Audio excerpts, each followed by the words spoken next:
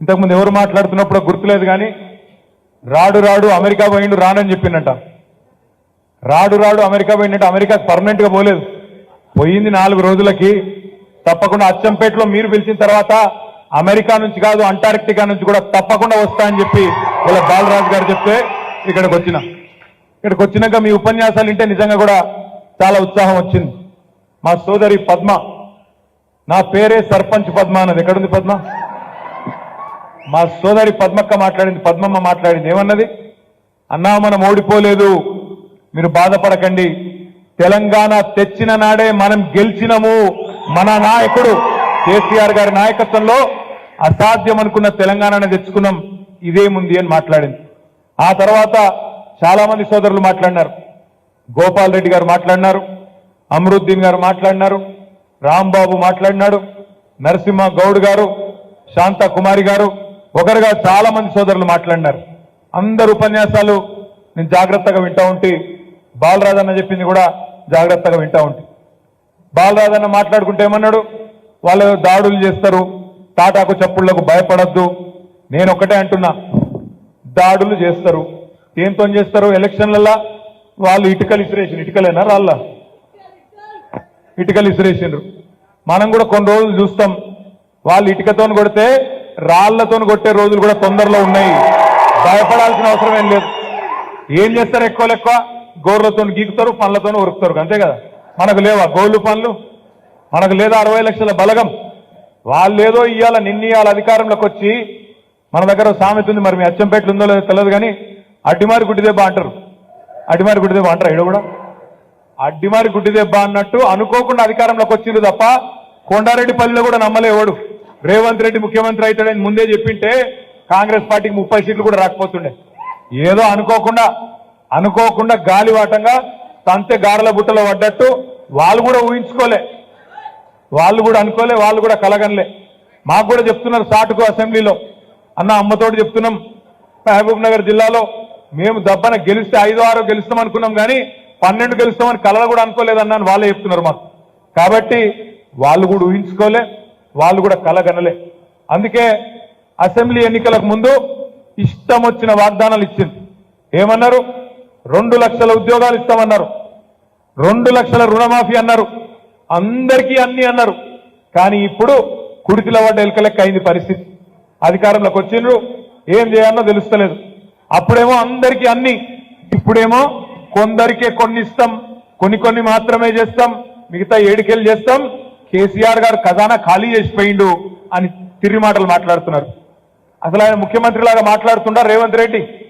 సెక్రటేరియట్కి వచ్చి లంకె బిందెలు ఉంటాయనుకొని వచ్చినా ఖాళీ కుండలు ఉన్నాయి, లంకె బిందెలు అన్ని పోయినాయి అంటున్నాడు. లంకె బిందెల కోసం ఎవరు తిరుగుతారన్నా? లంకె బిందెల కోసం ఎవరు తిరుగుతాడు? మరి ఇదివరకు కొండారెడ్డిపల్లిలో ఏం పని చేస్తుండనో వాళ్ళ కుటుంబం నాకు తెలియదు, వాళ్ళ ఏం పని చేస్తుండనో వాళ్ళ చరిత్ర ఏందో నాకు తెలియదు, మీకే బాగా తెలుసు. అచ్చంపేటలో లంకె బిందెల కోసం తిరుగుతారంట. ఎవరన్నా ముఖ్యమంత్రి మాట్లాడే మాటనేనా అది? లంకె బిందెల కోసం గడ్డపారలు పట్టుకొని, తట్టపారలు పట్టుకొని, నెత్తి మీద దుప్పటి కప్పుకొని అర్ధరాత్రి దొంగలు తిరుగుతారు. ముఖ్యమంత్రులు, రాజకీయ నాయకులు తిరగరు. అవి కూడా ఎక్కడ తిరుగుతారు? పాడుపడ్డ కోటలల్లా, పాత గడిలల్లా, పాత దేవాలయాలల్లా అర్ధరాత్రి దొంగలు తిరుగుతుంటారు. మరి రేవంత్ రెడ్డి గారి పాత బుద్ధులు మళ్ళా తనుకొని బయటకు వస్తున్నట్టున్నాయి. ఇవాళ ఆయన మాట్లాడుతున్నాడు పెద్ద పెద్ద మాటలు. ఇక ఆయన ఏమేం మాట్లాడుతున్నాడో మీరు చూస్తున్నారు. ఏమన్నాడు ఎలక్షన్లకు ముందు? అన్నా, ఎవరెవరైతే ఇప్పటిదాకా రుణం తెచ్చుకోలేదు రైతన్నలు అర్జెంటుగా బ్యాంకు గురుకుండ్రి, ఇదివరకున్న రుణం మాఫ్ అయితే కూడా 2 లక్షలు తెచ్చుకోండి, నేను వస్తున్నా డిసెంబర్ 9 నాడు సంతకం పెడతా అన్నాడు. మరి డిసెంబర్ 9 వాయ్, జనవరి 9 వాయ్, ఫిబ్రవరి 9 వాయ్, మార్చి 9 రానే వచ్చాయి.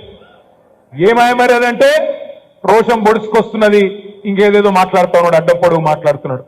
ఏమన్నాడు? ఆడబిడ్డలకు ఏం చెప్పిండు? అయ్యో అక్క, మీరు నవంబర్లా డిసెంబర్లా కరెంటు బిల్లులు కట్టకుండ్రి, సోనియమ్మ కడుతుంది, మరి కరెంటు బిల్లులు కట్టనివద్దు, మీరు 200 యూనిట్లు ఫ్రీ అని మాట్లాడిండు రేవంత్ రెడ్డి, ఆయన మంత్రివర్గ సభ్యులు. అలా ఏమైందన్నా మరి సోనియమ్మకు పంపాలన్న బిల్లు ఇంకేడికన్నా పంపాలన్నా గాంధీ భవన్కు పంపాలన్నా బిల్లు అంటే మెమ్మెమ్మే బెబ్బెబ్బే. ఇప్పటికి మళ్ళీ ఏం లేదు. నేను ఇవాళ అడుగుతా ఉన్నా ఈ వేదిక ద్వారా, ఏం చెప్పిండ్రు మీరు, ఏం చేస్తున్నారు? ఆడబిడ్డలకు మాట ఇచ్చిండ్రు, అత్తలకు 4,000, అత్తలకు 4,000. వాళ్ళ ఇంట్లో అత్తకు మామ ఉంటే కూడా, అత్తగారి భర్త ఉంటే ఆమె కూడా ఇస్తాం. కేసీఆర్ భార్యాభర్తలకు ఇస్తలేడు, ఒక్కలకే ఇస్తుండు. అవ్వా తాతలకు ఇద్దరికి ఇవ్వాలి, మేము ఇద్దరికి ఇస్తాం. 2,000 కాదు 4,000 ఇస్తామన్నారు. అన్నారా అనలేదా? అన్నాడా మీ వంశీకృష్ణ కూడా? అనే ఉంటాడు. నరికినరు ఆ రోజు. అవ్వా తాతలకు ఇద్దరికి ఇవ్వాలి, ఒక్కలకే ఇస్తే ఎట్లా? కేసీఆర్ 2,000 ఇస్తుండు, నేను 4,000 ఇస్తా. ఆయన ఒక్కలకిస్తే నేను ఇద్దరికి ఇస్తా అన్నాడు. అవ్వా తాతకి ఇచ్చుడే కాదు, ఇంట్లో ఉండే కోడలి పిల్లకు కూడా నెలకు 2,500 ఇస్తా అన్నాడు. మరి అలా తెలంగాణలో ఆడబిడ్డలు ఎదురు చూస్తా ఉన్నారు. 1,67,00,000 మంది ఆడబిడ్డలు ఎలక్షన్ కమిషన్ లెక్క ప్రకారం 1 కాదు 2 కాదు, 1,67,00,000 మంది ఆడబిడ్డలు 18 ఏళ్లు నిండినోళ్లు వాళ్ళందరూ ఎదురు చూస్తా ఉన్నారు.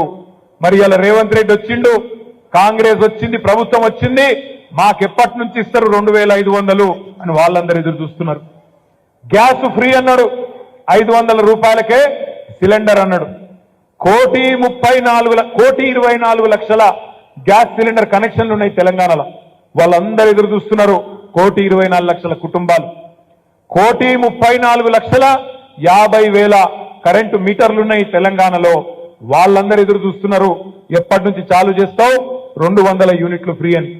అప్పుడేమో అందరికి అన్ని ఇస్తా అన్నాడు, ఇప్పుడేమో కొందరికే కొన్నట. ఇప్పుడేమో నీకు బండి ఉందా, నీ ఇంట్లో 2 వీలర్ ఉందా, ఉంటే కట్టు, తెల్ల కార్డు లేకపోతే నీకు లేదు అని చెప్పి ఇలా అడ్డం పొడుగు మాట్లాడుతూ ఉన్నారు. అందుకే నేను అంటున్నా, తెలంగాణ ప్రజలు ఎదురు చూస్తా ఉన్నారు. 100 రోజులు మనం కూడా ఓపికగా ఉందాం, తొందరపడద్దు. మార్చి 17 దాకా మనం కూడా ఓపికగా ఉందాం. ఎందుకంటే 10 ఏళ్లు మనకు కూడా ప్రజలు అవకాశం ఇచ్చిండ్రు, అధికారం ఇచ్చినారు. ఇచ్చినప్పుడు మనం కూడా పని చేసినాం. సరే, ఈసారి వాళ్ళకి ఎందుకు కోపం వచ్చిందో, లేదా కాంగ్రెస్ పార్టీ చెప్పిన మాటలు నమ్మినరో ఏదో జరిగింది. అచ్చంపేటతో సహా ఉమ్మడి పాలమూరు జిల్లాలో 12 నియోజకవర్గాల్లో మనం ఓటమి పాలైనాం.